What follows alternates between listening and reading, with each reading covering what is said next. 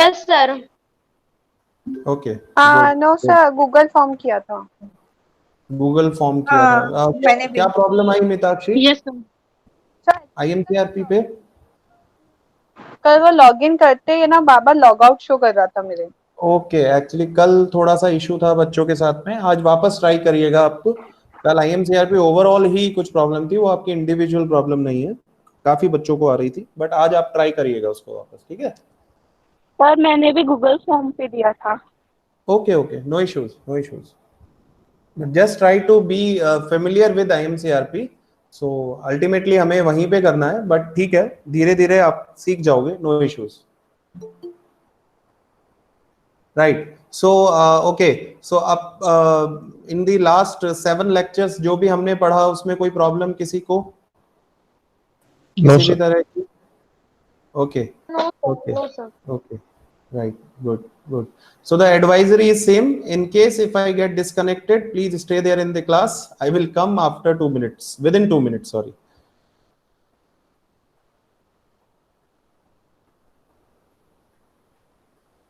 Okay, so today we are going to start some numerical portion. Okay, I hope it is visible. दिख रहा है सबको? Yes sir. All right. Yes sir. Okay, good. So measures of central value. हाँ, कोई कुछ बताना चाहेगा इसमें कि पहले पढ़ा हुआ है सर या सुना हुआ लग रहा है सर, अभी नहीं आता? जो भी है पढ़ा है पहले ने सब, ये पहले सबने पढ़ा है, ये मैं बता रहा हूं, बट कितना याद है वो आप बताइए। Yes, anyone specially from BCom और BBA background people? It's not like कि केवल उन्होंने ही पढ़ा है, पढ़ा सबने है, बट उन्होंने रिसेंटली भी पढ़ा होगा उनके ग्रेजुएशन में, that is why I am asking कि anyone has any idea that what do we mean by measures of central values? कभी सुना ये टॉपिक किसी ने?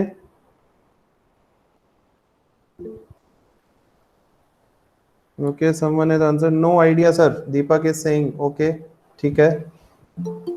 Surojit has come.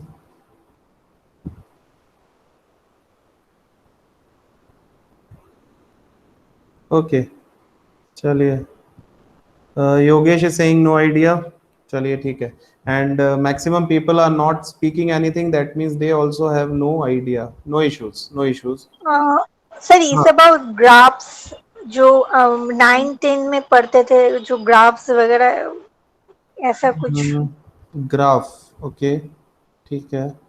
चलिए मैं अभी कुछ 2-3 नेम्स लूंगा और आप सब लोग हाँ कर दोगे कि हाँ सर ये तो पढ़ा हुआ है. Sir measure of central tendency करके कुछ था, याद आ रहा है मेरे को. हाँ बिल्कुल, वो वैल्यूज बोल दो या टेंडेंसी बोल दो, एक ही चीज है. मीन मीडियन मोड पढ़ना. Yes.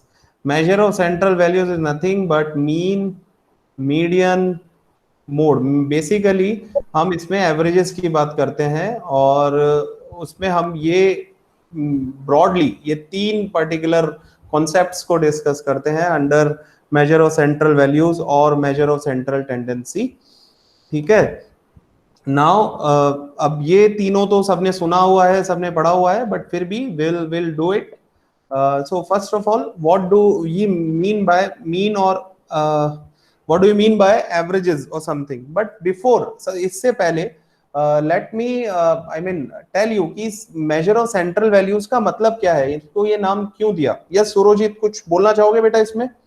Why we call them measure of central values? Sir वो मीन मीडियन मतलब बीच का जो है वो मतलब फाइंड आउट होता है, इसलिए ये सेंट्रल मतलब इसको नाम दिया गया है. हाँ, मिडिल वैल्यू इज मीडियन. ठीक है. Central value, yes, literal meaning पे आप गए कि सर हमें केवल एक बीच वाली वैल्यू, एक मिडिल वैल्यू चाहिए होती है, इसलिए इसको ये बोला गया. To some extent you are right, but why we call them central value? Because देखिए in statistics the ultimate objective of any statistical analysis, किसी भी statistical analysis का जो एक objective होता है बेटा, वो होता है कि हम एक पर्टिकुलर नंबर पता कर लें, एक पर्टिकुलर डेटा पता कर लें, एक पर्टिकुलर सेट ऑफ नंबर मुझे पता चल जाए जो इस पूरे डेटा को रिप्रेजेंट कर दे।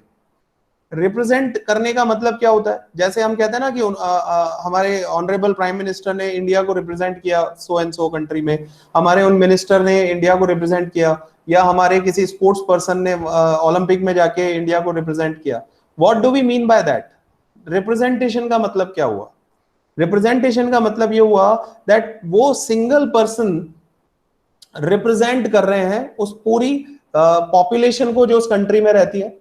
उस एक सिंगल पर्सन से आप आइडिया लगा सकते हो कि yes he belongs to that particular country, तो उसके कैरेक्टरिस्टिक्स कुछ पता चल जाता है कि अच्छा उस कंट्री में ऐसा होता है। Same is the case with the objective of statistics. Statistics का प्राइम ऑब्जेक्टिव यही है किसी भी स्टैटिस्टिकल एनालिसिस का, कि हम एक पर्टिकुलर नंबर पता कर लें, एक पर्टिकुलर डेटा पता कर लें, एक पर्टिकुलर फिगर पता कर लें जो उस पूरे डेटा सेट को रिप्रेजेंट कर दे। जिस एक नंबर से मुझे पता चल जाए अच्छा ये डेटा कुछ इस तरह का होगा, सो दैट रिप्रेजेंटेशन, वो जो जो जो डेटा, जो पर्टिकुलर नंबर उस डेटा को रिप्रेजेंट करता है, वो ही सेंट्रल वैल्यू होती है।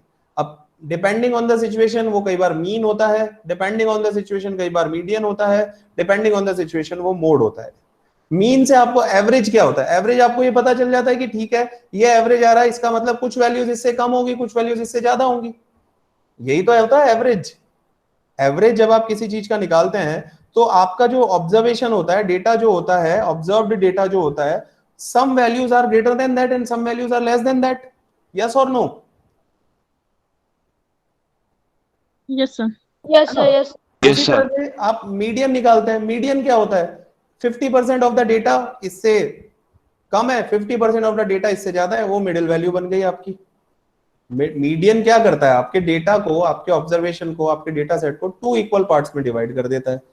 मोड क्या होता है? मोड होता है highest observed frequency, highest observed data. जिसकी फ्रीक्वेंसी सबसे ज्यादा होती है वो आप उसको मोड बोल देते हो, तो उससे आपको आइडिया लग जाता है कि सबसे ज्यादा बार ये ऑब्जर्व किया गया है। यानी कि यहाँ पे जैसे आपने कहीं किसी एरिया का टेम्परेचर अलग अलग डेज लिया, आपने 6 मंथ तक टेम्परेचर लिया और सबसे ज्यादा बार कोई एक पर्टिकुलर टेम्परेचर आया, तो अगर आप मोड को एक अपना एनालिसिस ले रहे हो तो आपने कह दिया कि सबसे ज्यादा बार जो टेम्परेचर आया है उसको आप कह दो कि इस एरिया का टेम्परेचर नॉर्मली ये रहता है।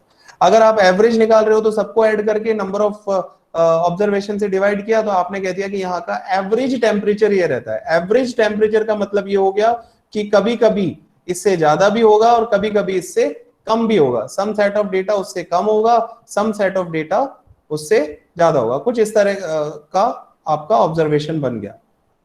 Now middle value, middle value कुछ नहीं है, 50-50% में आपके डेटा को डिवाइड कर देती है वो मिडिल वैल्यू। तो ये होता है मेजर ऑफ सेंट्रल वैल्यूज में। हम कोशिश करते हैं कि हमें एक पर्टिकुलर रिप्रेजेंटेटिव मिल जाए उस पूरे सेट ऑफ ऑब्जर्वेशन का।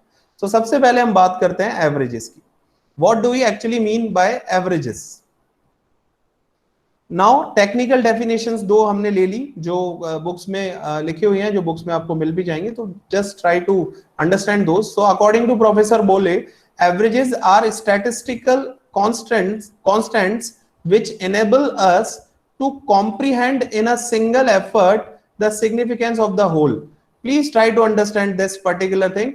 Averages are statistical constants. जब हम बात कर रहे हैं किसी एक नंबर की तो ऑब्वियसली वो एक कांस्टेंट होगा। तो एक स्टैटिस्टिकल कांस्टेंट है जो हमें कॉम्प्रीहेंड का मतलब होता है, हमें उसका मीनिंग बता देता है, हम उसको इंटरप्रेट कर सकते हैं। उसके बेसिस पे क्या इंटरप्रेट कर सकते हैं? About the significance of the whole data. उस पूरे डेटा का हम सिग्निफिकेंस पता कर सकते हैं कि अगर इसका एवरेज इतना आ रहा है तो ये पूरा डेटा ऐसा होगा, अगर इसका एवरेज ये आ रहा है तो ये पूरा डेटा कुछ इस तरह का होगा। So actually averages are statistical constants. वो कुछ कांस्टेंट होते हैं जो उस पूरे डेटा सेट का interpretation, kind of a meaning, kind of significance आपको बता देते हैं, जिसके बेसिस पे आप उसको कॉम्प्रिहेंड कर सकते हो, जिसके बेसिस पे आप उनका मीनिंग निकाल सकते हो कि इसका मतलब ये है। समझ आई डेफिनेशन? आपको सिर्फ यहां पे बेटा ये 3 वर्ड्स पकड़ने हैं, statistical constants which enable us to comprehend in a single effort the significance of the whole. Complete data set की सिग्निफिकेंस हमें बता देता है। यस, बताइए डेफिनेशन में कोई दिक्कत? No, sir. Okay. Now the second definition is given by Croxton and Cordon is that an average value is a single value within the range of the data that is used to represent all the values in the series. Again बात हुई आ गई, एक average value वो एक single value है जो उस particular data की रेंज में रहती है. रेंज में मतलब मिनिमम से लेके मैक्सिमम के बीच में ही कहीं ये एवरेज होगा. वो उस पूरे डेटा को, उस पूरी डेटा सीरीज को, उस पूरी डेटा वैल्यूज के सीरीज को रिप्रेजेंट कर देता है. Since an average is somewhere within the range of the data, it is also called the measure of central value. देख लीजिए लास्ट लाइन में ये बात आ गई, measure of central values. क्योंकि वो जो एवरेज है वो कहीं ना कहीं उस डेटा रेंज में ही होता है, उस पर्टिकुलर डेटा में ही होता है. It is also called a measure of central value. जैसे आपने किसी जगह का टेम्परेचर पता किया, let me remove all this, just a second.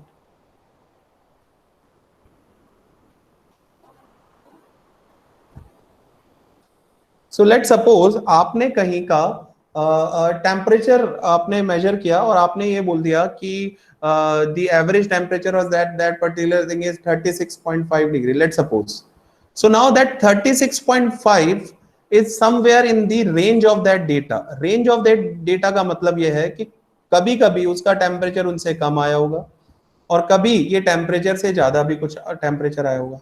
So when you are representing it, you can have the idea कि उस जगह का जो टेम्परेचर है वो इसके आसपास रहेगा. कई बार हम कहते हैं कि approximately इतना. This is the representation of the data set. उस particular data set का representation किसी एक single figure से हो रहा है, उसी को average या measure of central value कहते हैं.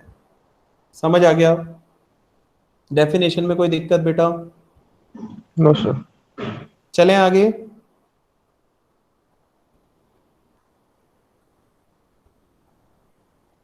यस, सोमा, जागृति, मिताक्षी, निशा, सुरोजित, Yes, sir. योगेश, त्याशा, चले कोई सर, दिक्कत? सर एक क्वेश्चन था, एग्जाम में जब डेफिनेशन पूछा जाएगा तो क्या एग्जैक्ट इसको ही लिखना है या कुछ बना के मतलब लिख सकते हैं? देखिए थियोरेटिकल, आपने अच्छा क्वेश्चन किया है. whenever there is a theoretical question and asking about the meaning of any concept or you are supposed to give the meaning of that, always do one thing. जो मैं करता था मैं आपको सजेस्ट कर रहा हूं कि एक टेक्निकल डेफिनेशन, कम से कम एक टेक्निकल, वैसे तो सजेस्टेड ये है कि 2 डेफिनेशन आपको पता होनी चाहिए, but minimum 1 technical definition with the name of the person who has given the definition of that concept, उसको अच्छे से लिखिए. और उसके बाद में उसका उससे आप क्या समझते हैं, what do you understand by that, वो अपना इंटरप्रिटेशन वहां दे दीजिए. समझ आ रही है सुरोजित मेरी बात? Sir right. It is not like that I am asking ये कि ये 2 ही है इन्हीं को रट लो. नहीं, आप जब पढ़ेंगे और रिसोर्सेज से पढ़ेंगे, बुक्स से पढ़ेंगे, ऑनलाइन पढ़ेंगे, तो आपको और डेफिनेशंस मिल सकती है. आपको जो डेफिनेशन समझ में आती है, आप एक definition with the name of the person who has given this definition. And always remember, ये सबसे रिस्की काम होता है. कई बार आप डेफिनेशन जो है वो क्रॉक्सटन एंड कॉर्डन की दे रहे हो और आपने नाम वहां लिख दिया कि according to C and C, और आपने डेफिनेशन दे दी ये वाली. It happens, we get confused. Yes, sir. Remember, जब भी आप with the name of some person who has given the definition दे रहे हैं, यू शुड बी 101% श्योर कि यस ये डेफिनेशन इन्होंने दी है. कहीं पे भी डाउट है और एग्जामिनेशन में फंसे हुए हो तो कुछ और हो नहीं सकता, तो फिर एक काम करिए, आप वहां पे नेम मेंशन मत करिए. अगर आपको लगता है कि ये डेफिनेशन इन्होंने नहीं दी है, mention the entire definition, don't write the name. But it is always advisable that you should give one technical definition with the name of the person who has given this definition. And Okay, उसके बाद में अपना interpretation आप लिखिए आराम से, क्या दिक्कत है? ठीक है? Okay sir. Okay, चलिए. So now types of averages. Averages can be like arithmetic mean, median, mode, geometric mean, harmonic mean. These are the different types of mean. These are the different types of measures of central values. These are the different types of averages which we have: arithmetic mean, median, mode, geometric mean, harmonic mean. So let's start with the first one. How now, before jumping on to the any of the type, of the averages or the measure of central values, first of all let me tell you, ये कल हमने थोड़ा सा briefly discuss किया था, अगर आपको याद हो एंड में हमने last 5-10 minutes में we have discussed that what do we what I mean by how many ways a particular question or a particular data set can be given to us to do some statistical analysis, to do some statistical calculations. याद है किसी को कल हमने कुछ किया था इन सब से related?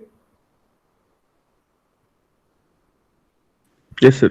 In the last 10 minutes of Yes, sir. of the Yes, sir. yesterday's class we have done this.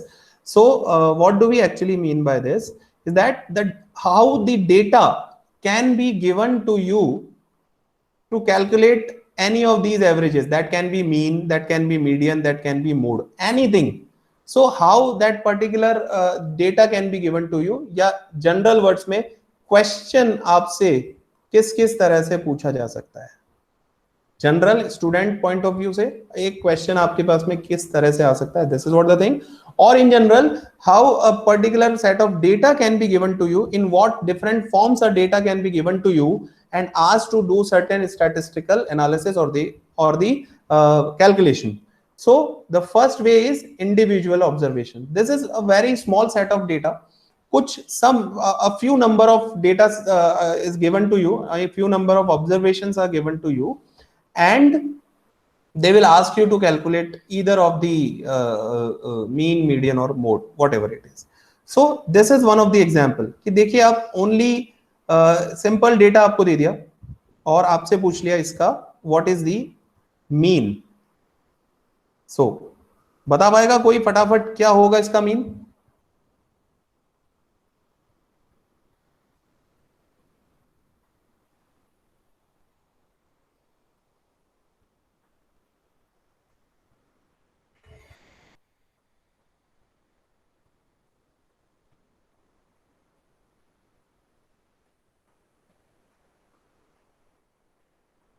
Yes, I am waiting for the answer.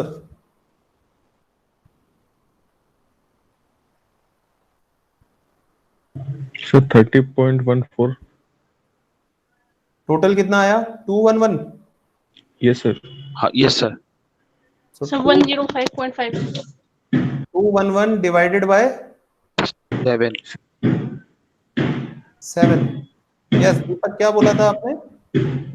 Sir, 30.142.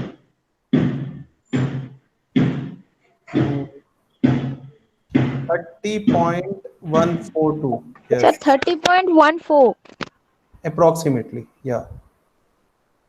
I think Sushmita आपने कुछ और बोला था बेटा, कैसे कैलकुलेट किया आपने? सुष्मिता या जागृति ने कुछ बोला था. Sir total number of observation divided by जितना टर्म उतना. Total number of observation divided by नहीं बेटा, sum of observation divided by number of observation. Yes sir, sum of observation divided by number of observation. तो sum कितना आया आपका? 211. 211. और number of observation कितने हैं? 7. Divided by 7 you will get 30 point something. 30 point है ना? Yes yes. तो ये बहुत इजीली आपने कैलकुलेट कर लिया. Individual observation, individual data series कुछ इसी तरह से आपको गिवन होगी, जिसमें बहुत a few number of observations are given. आप उनको वहीं पे कैलकुलेट करके उनका आंसर निकाल सकते हैं. Second way of giving the data, second most important, second and third, second way of giving the data is discrete series. यहाँ पे आपसे फ्रीक्वेंसी डिस्ट्रीब्यूशन में डेटा दे दिया. ये marks in maths will become your X, कि ये x है, और this number of students is your frequency which we represent as f. So 65 marks जो है मैथ्स में वो 10 स्टूडेंट्स के आए, 70 मार्क्स जो है वो 15 स्टूडेंट्स के आए, 75 मार्क्स जो है वो 20 स्टूडेंट्स ने लिए, 80 मार्क्स जो है वो 15 स्टूडेंट्स लिए, और 95 मार्क्स जो है वो 5 स्टूडेंट्स के आए. अब कोई मुझे बता पाएगा इस सेकंड वाली सीरीज में, डिस्क्रीट सीरीज में, नंबर ऑफ ऑब्जर्वेशन कितना है? What is the number of observation? Sir, 65 into 10. 65 into 10. 10. This is number of observation. Total number of observation. I'm not asking sum. I'm asking कितने observation है इसमें discrete series में, इस second वाली में? 5 I think 5 कर रहे हैं, 5। हाँ,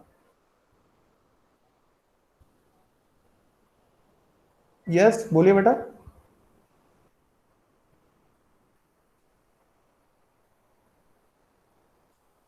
सर 65। 65 ओके, कैसे निकाला?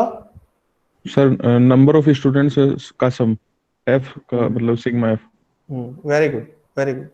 सो 10 plus 15 25, 20 45, 50 60 and 60 plus 5 65। बेटा नंबर ऑफ ऑब्जर्वेशन ना सिग्मा एफ जो आप यूज करते थे ना वही तो होता है। ये फ्रीक्वेंसी जो 65 into 10 आपने बोला ना, दैट 65 into 10 इज बेटा you are taking the sum when you are multiplying this 65 by 10।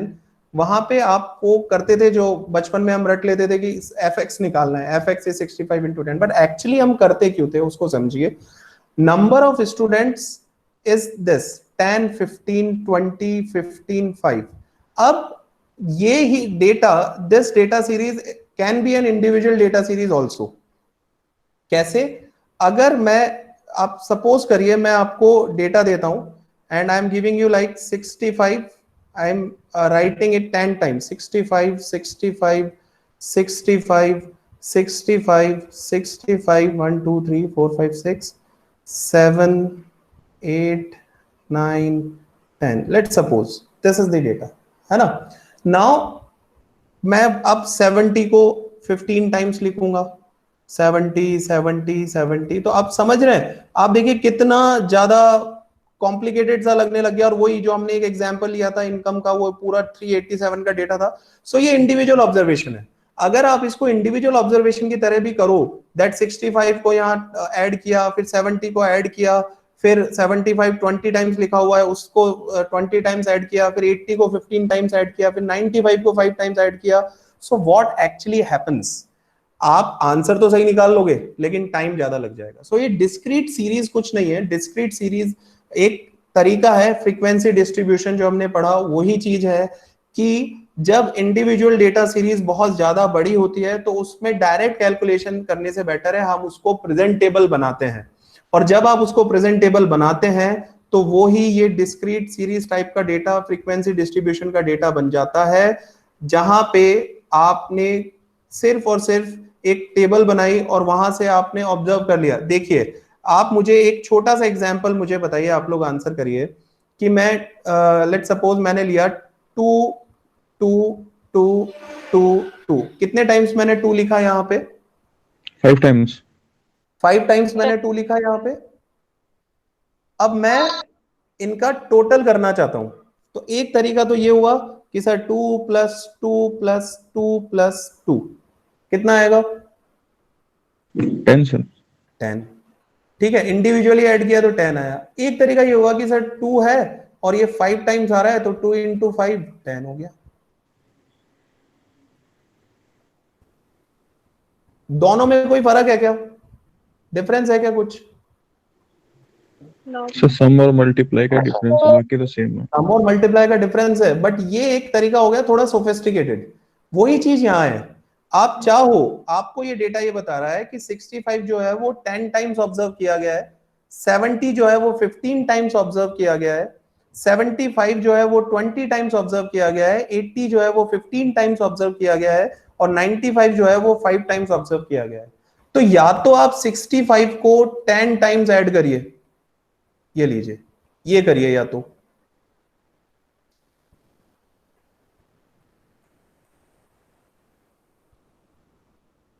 One two three four five six seven eight, let suppose ये और ये। अब इनको आप लिखेंगे और ऐड करेंगे। या दूसरा तरीका ये हो गया कि सर 65 10 टाइम्स आया ना, तो इनका टोटल क्या होगा? 65 × 10 650 तो होगा। इसी तरह से 70 को 15 टाइम्स आप कैलकुलेटर में डाल के ऐड करो या 70 × 15 करो। आप मुझे बताइए टाइम कहां कम लगेगा?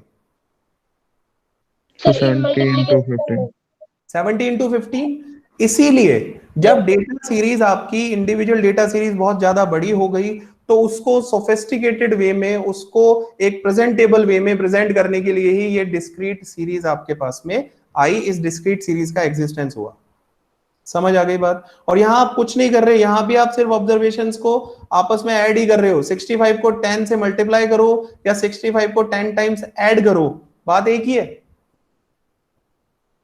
ठीक है, सो ये हुआ आपका डिस्क्रीट सीरीज। अभी तक बेटा जो भी हमने पढ़ा उसमें किसी को कोई प्रॉब्लम तो बोलिए। No sir. Everything is clear? Yes yes sir. Sir. समझ आ रहा है? ऐसा तो नहीं लग रहा सर बहुत ज्यादा कॉम्प्लिकेटेड हो रहा है, मतलब थोड़ा सा और बताइए। लग रहा है तो बेटा क्लियरली बोलिए, कोई इसमें वो वाली बात नहीं है कि पूछूंगा तो सब हंसेंगे सर हंसेंगे, ऐसा कुछ भी नहीं है। यू कैन आस्क 10 टाइम्स, कोई प्रॉब्लम नहीं है, पूछिए, otherwise we can move ahead. So अभी हम यहाँ पढ़ रहे हैं कि क्वेश्चन या डेटा सेट आपको कितने तरह से गिवन हो सकता है। First is individual, we have done, and second is discrete series, we have done. Now it comes to the continuous series. Now continuous series हमने वही पता किया कि जब वो एक इंटीजर वैल्यू ना लेकर के किसी एक particular with in the range कोई सी भी वैल्यू ले सकता है, तो वो डेटा सीरीज आपकी बन जाती है कॉन्टिन्यूअस सीरीज, जिसमें आपको एक कॉलम गिवन होता है क्लास इंटरवल का। ये आपका क्लास है जिसमें 10-10 का इंटरवल है, और आपको नंबर ऑफ पर्सन यहाँ दे दिए जाते हैं। ये भी फ्रीक्वेंसी ही बता रहा है। ये 5 क्या रिप्रेजेंट कर रहा है, कोई बता सकता है? What this 5 is representing? 5 present करता है सर 60 to 70 में जो ऑब्जर्वेशन हमने किया है वो।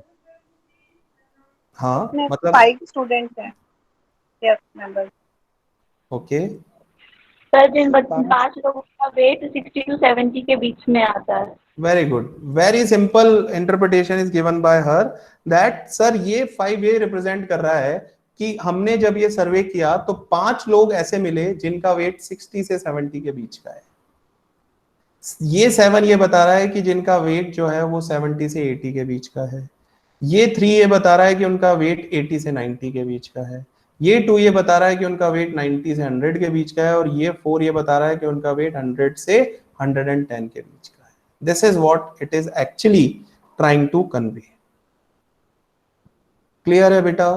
तीनों डेटा सीरीज में कोई प्रॉब्लम हो तो बोलिए। No sir. नो प्रॉब्लम, चल सकते हैं आगे।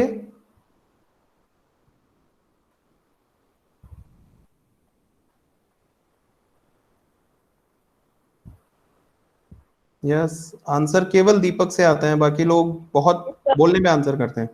Yes sir, yes sir. Okay, last वाले में Yes, सर sir. कॉन्सेप्ट निकालना है। I think someone is asking something. हाँ योगेश बोलो बेटा। सर जैसे कि ये है 60 और 70 के बीच में 5 बच्चे हैं जिनका वजन है 60-70 हाँ। के बीच में, लेकिन अपन एक बच्चे का अपन औसत निकालते कैसे निकालेंगे सर? वही तो करेंगे, यही तो अपने को करना है, एवरेज। अपन इस पूरा डेटा सीरीज का एवरेज निकालेंगे, वही करना है। अभी जो नेक्स्ट स्टेप आएगा उसमें यही करेंगे अपन, ठीक है? Okay sir. तो I think everybody is clear with that by how many ways a data, how many ways the question can be given to you, कितने तरह से दिया जा सकता है। Now let's come on to the practical part. I hope आप सब लोग अपना मतलब कॉपी पेन लेके बैठे होंगे। तो सबसे पहले तो I request all of you to write this. मैं इसको रिमूव कर देता हूँ। आप एग्जाम्पल लिखें या नहीं लिखें, लेकिन आप एक चीज जरूर नोट करें, वो ये है that how a data can be given to you. ये बहुत इंपॉर्टेंट चीज है बेटा, जब आप इसको रिवाइज कर रहे होंगे या जब आप एग्जाम के लिए प्रिपेयर कर रहे होंगे, so you should B clear कि कौन सी कैटेगरी किस तरह की होती है। तो बस आप अपने कॉपी में एक हेडिंग डालिए जो मैं आपको बता रहा हूं, and that heading is nothing but this, जो ऊपर लिखा हुआ है। Just a second,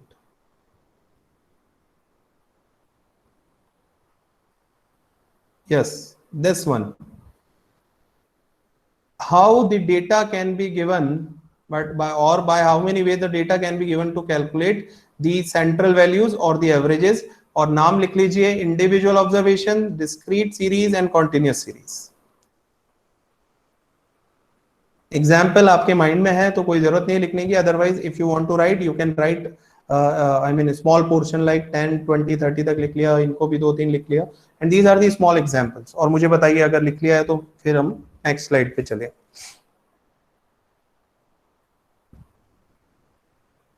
Yogesh is saying done, sir. Okay.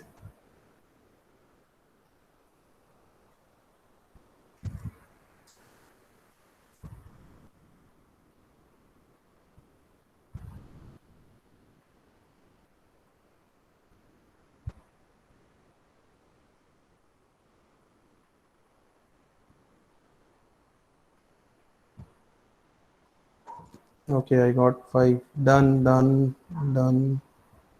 Okay. Surojit has said done. Jagrati said done. Priyasha said done. Sushmita said done. Yogesh has already. Mitakshi said done. Okay. Right. Okay. So now let's move on to arithmetic mean. First calculation. When individual observations is given, ये formula होता है. When discrete series is given, this is the formula. And when continuous series is given, ये formula होता है. पहले आप इनको note कर लीजिए, फिर इनको रटने की जरूरत नहीं पड़ेगी, हम इनको समझेंगे कि actually what we are trying to do. So just put an heading that arithmetic mean. When individual observations are given, we'll use this formula. When discrete series is given, we'll use the second formula. And when the continuous series is given, we'll use this third formula. And generally in statistics, we represent it by X bar. X bar. This is what arithmetic mean is all about. Or simply the average, the mean. ठीक है. You guys are, writing too fast. That's really good, appreciable. So when the individual observations are given, अब formula दे दिया, formula लेते ही mind में आ जाता है कि अरे सर formula क्या है, समझ नहीं आ रहा. बेटा थोड़ा सा basics पे देखिए. We are saying individual के केस में बात कर रहा हूँ. X bar is equal to sigma x upon n. ये formula लिखा मैंने. ये जो सिग्मा होता है इसका मतलब क्या होता है? कौन कोई बता सकता है? If anyone wants to know, yes. Sum है ना? तो अगर मैं इसको elaborate करूं तो ये यही तो हुआ ना, that sum of entire x series divided by n क्या होता है? Number of observations. कितने observations हैं? और यही तो फॉर्मूला हमने बहुत स्टार्टिंग ऑफ और स्कूल टाइम पढ़ा है कि एक एवरेज, मीन, अरिथमेटिक मीन, ये फॉर्मूला होता है. उसी को सिंबॉलिकली लिख दिया तो थोड़ी सी घबराहट होगी कि सर पता नहीं क्या फॉर्मूला लिखा है, समझ नहीं आ रहा. x bar is sigma x upon n. Sigma x is simply the sum of observation and n is number of observation. ठीक है, क्लियर है सबको? Yes sir. जो अभी आप, हाँ कोई कुछ बोल रहा था शायद बेटा.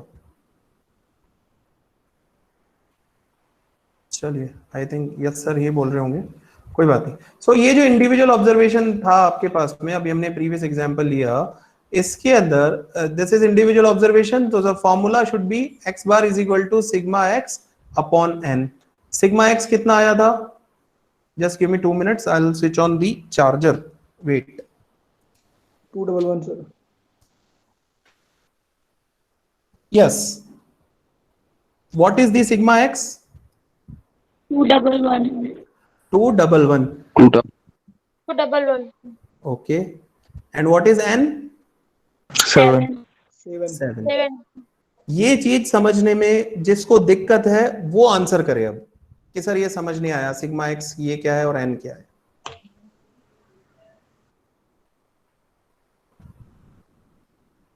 सबको क्लियर है ये? Soma? Yes sir. Yes, sir. Yes. Okay. Good. Yogesh? Yes sir, clear है. Okay. So this sigma x is 211 and n is 7 and you have calculated mean x bar is equal to sigma x which is 211 divided by n, और आपने निकाल के बता दिया. अब बताइए इसमें क्या नई चीज पढ़ ली हमने? बेसिक चीज है, उसको बस सिंबॉलिकली प्रेजेंट कर दिया तो ये हमारे पास में इस तरह से कैलकुलेशन हो गई. Then second is this discrete series के केस में जो फॉर्मूला बना वो बना x bar is equal to sigma fx upon sigma f. Sigma fx means sum of f into x, sum of f into x. इसको please बेटा ध्यान से समझिए, क्योंकि आगे कोरिलेशन वगैरह में जाएंगे तो वहां भी इस तरह की चीजें आएंगी.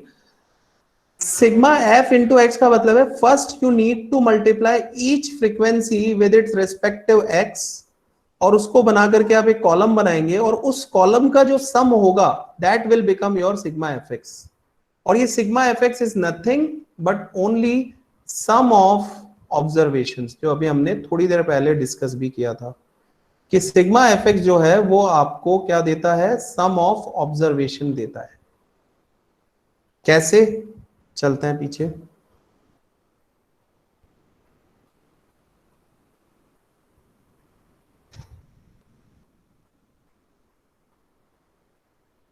ओके, सो ये डिस्क्रीट सीरीज हो गई. This is your x, this will become your frequency. And sir ने बोला है कि फॉर्मूला जो था वो क्या था, x bar is equal to sigma fx. बोले बेटा, sigma fx upon sigma f. Sigma f formula था. तो यानी मुझे सबसे पहले चाहिए f इंटू एक्स. तो मैं इसके साइड में एक कॉलम बनाऊंगा और उस कॉलम में मैं कुछ नहीं करूंगा, जो भी f लिखा हुआ है 10 और उसका x है 65, so I'll multiply it. तो 65 into 10 will become 650. 15 into 70 will become, बताइए, 1050. 1050. 75 into 20 will become 1500. 1500. 80 into 15 will become 1200. 1200. And 95 into 5 will become 475. 475. This is आपने fx कैलकुलेट कर लिया हर रेस्पेक्टिव f और उसके x को मल्टीप्लाई करके. नाउ सिग्मा fx क्या होगा, इस कॉलम का टोटल. सो सिग्मा fx हम आगे क्वेश्चंस लेंगे, ये अभी मैं सिंपल छोटे से एग्जांपल से बता रहा हूँ. Will do the practice on the questions, don't worry. So sigma fx कितना आएगा, चलिए बताइए. 4875. 4875. सही है, Yes, sir. 4875. सो ये हो गया आपका सिग्मा fx. अब बात आती है सिग्मा f की. तो सिग्मा f पे हमने अभी डिस्कस किया था कि this is nothing but number of observation. कैसे पता चलेगा, f का total. So the sum of f is 65. 65. So sigma fx, sorry, sigma f will be 65. Now x bar is equal to sigma fx upon sigma f. So what we'll do, x bar is equal to fx is 4875 divided by sigma f is 65. Do it. और बताइए. 75. Completely perfect. Yes, sir. Yes, sir. 75. So x bar for this particular data series, the mean, the arithmetic mean of this particular discrete series is 75. यहां तक बेटा किसी को किसी भी तरह की कोई प्रॉब्लम हो तो बताइए. No, sir. No, sir. No, sir. Very good, very good. No, So sir. I assuming that every one of you is clear with this, so that's really great. And आज हम इसको इतना ही रखेंगे. जो नेक्स्ट क्लास हमारी होगी उसमें we will do the numerical questions on all these three, और अरिथमेटिक मीन की प्रैक्टिस जितनी हम करेंगे कि वो जितने भी कॉन्सेप्ट्स हैं वो आपके क्लियर हो जाए. अरिथमेटिक मीन नेक्स्ट क्लास में फिनिश हो जाएगा.